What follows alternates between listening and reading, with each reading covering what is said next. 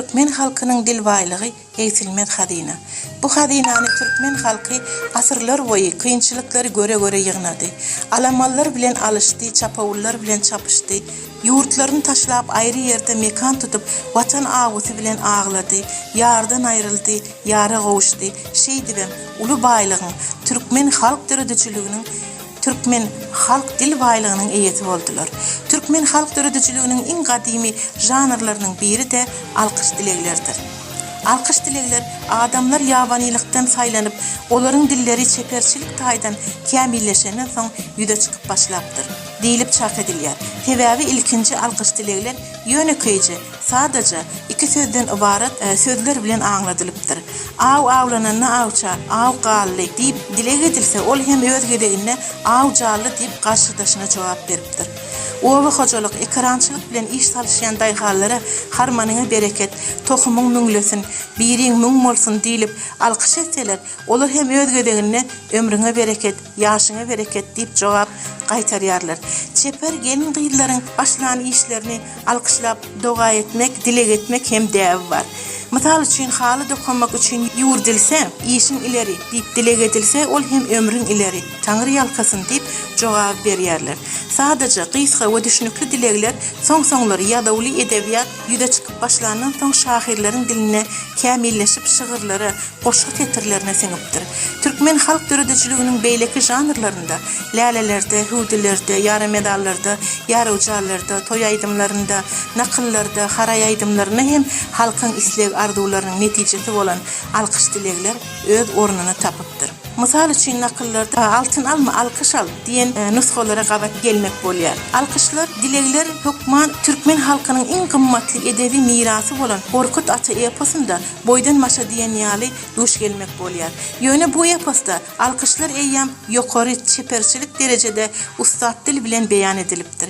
Eseriň awtory ýa-da alyp barajysy rawusy Gorkut Ata her bölümiň soňuna dinleýijilere we onuň eseriniň gahrymanlaryna dileglerini alkyşlaryny edýär. Mysal üçin Gadan begin ogly Oraz begin tutsag bolmagy boýuny beýan eder diýen bölümde inni hany diýdigim beg ereller.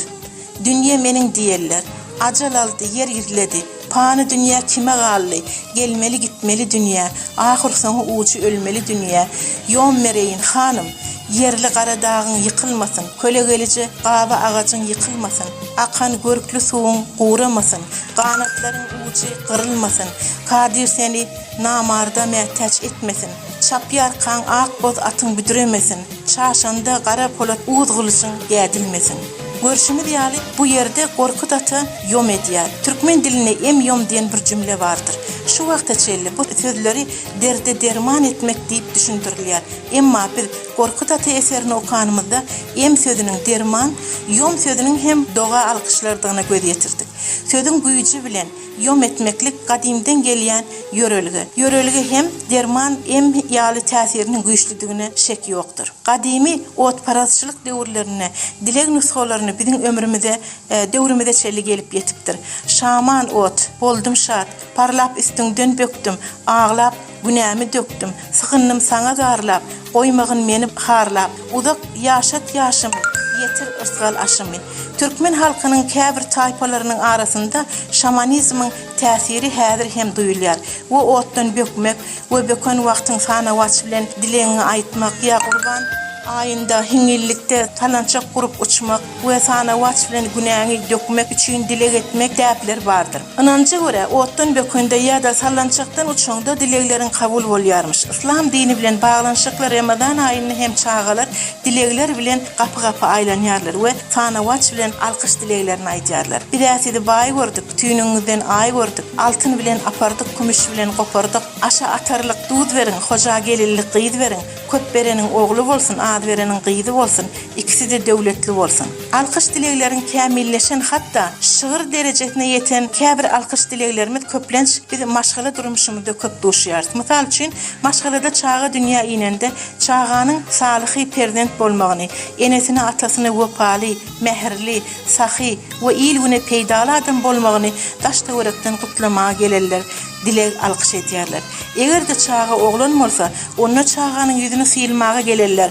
Uğur tutupsyňyz, at tutarly bolupsyňyz, at çaparly bolupsyňyz, öý tutarly bolupsyňyz, döwlet başly bolupsyňyz, görjegi gowy bolsun, berdim diýip berdigi bolsun diýip dile geçseler, eger doglan çağa gyýdy bolsa, onna don biçerli bolupsyňyz, keşte çekerli bolupsyňyz, gowun hoşly bolupsyňyz, akyl hoşly bolupsyňyz, uzak ýaşy bolsun diýip dile geçýärler. Çağanyň ýaşy alkyş bilen uzaýar, ulanyp adam bolýar. Eger alkyş ýesi bolsa, onna Taňrynyň nazar salan bendesi ýa-da halal çörek iýen adam diýip halk sylaýar, hormatlaýar. Gyýdy maşgala bolsa, ýagşy enäniň göreldirli gyýdy bolup ýetişenden soň alkyşlar, dilegler bilen bagtyň tagtyna mindirip kejebelep durmuş ýoluna uğratýarlar. Baran ýerinde bagtyň bolsun, tıllardan tagtyň bolsun. Baran ýerinde yer tap, aýagyň yer tutsun. Aglap gapymyzdan gelmegeýdiň, hasrata giriftan bolmageýdiň. Sag ýanynda ogluň bolsun, sol ýanynda gyýdyň bolsun. Bir goluň malda bolsun, bir goluň balda bolsun. Gala sözlemegin, gaýneneňi dudlamagyn, ulyny uly bilgin, kiçini kiçi bilgin. Ýüzüň aşak bolsun, göwüniň açyk bolsun. Alkyş bilen ak ýola düşen geliniň zehini ýagşy dileglerden dolu bolan soň, ol şol alkyşlaryň eýesi boljak bolup jan çekýär. Luqman Hekim aýdypdyr: "Keseli men tebip, sen keselli, ol kesel üçüýmiz ýeňip bilers" diýipdir. Maşgala ýaşaýyşynyň ilkinji başlangyjy hem şeýle ýagşy söz, alkyş, dileg, tebip, ýaş oglan gelin gyz keselli, durmuşyň kynçylyklary kesel, maşgalany dogry ýola gönükdirmek üçin täze çatynjalara hökmen maslahatçy ruhy tebip berur.